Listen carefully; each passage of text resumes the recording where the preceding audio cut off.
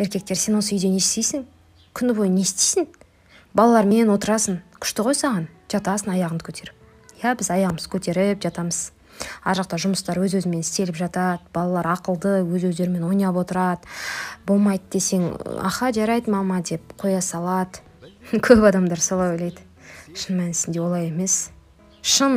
олай емес. Әр бала, мама маған көңіл бөлсе екен, маған қараса екен дейді. Ал біз оның әрқайсымен жеке-жеке отыра алмаймыз ғой. Біздің қаншама тірлігіміз бар, қаншама жұмысымыз бар, тамақ, үй бәрін жасау, күнделікті тіршілік, жуу, буу, бәрі, оның бәрі тірлік, оның бәрі уақыт. Еще өзіңе қарағың келеді, бірақ оған уақыт таппайсың. Кешке күйеуің келеді, ол да шаршап, міндетсініп, сөйтіп алдынан күліп шықпасаң, неғып күліп шықпайсың деп ол шығады.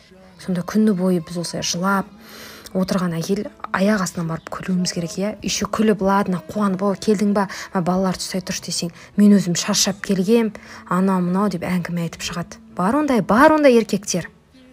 Мен жұмыс істеп келсем, не деп. Біз сіздерге келгенде не үшін қуанамыз? 5-10 минут болсын өзіме уақыт табылды-ау. 5-10 минут болсын өзіме қараймын-ау деп ойлаймыз ғой. Бір бала бір кемпірді өлтіріпті дейді. Бұл сөз қанша жерден күлкілі болғанымен мағынасы өте терең. Бұл сөздерді тек санасы төмен ғана адам айтады. Сол үшін санамызды төмендетпейікші. Және де ұмытпайық, сіз әйеліңізге істеген әрбір зат сіздің өзіңіздің қызыңызға қайтып келетіні. Сіздің қызыңызға дәл сондай қарым-қатынас жасайтыны есіңізде болсын. Өмірдің бумеранг екенін ұмытпайықшы. Күні бойы не істейсің осы сен деген сөз біз үшін ең ауыр сөз. Пожалуйста, отырып көрші. Бір күн емес, 1 сағат шыдамайсың.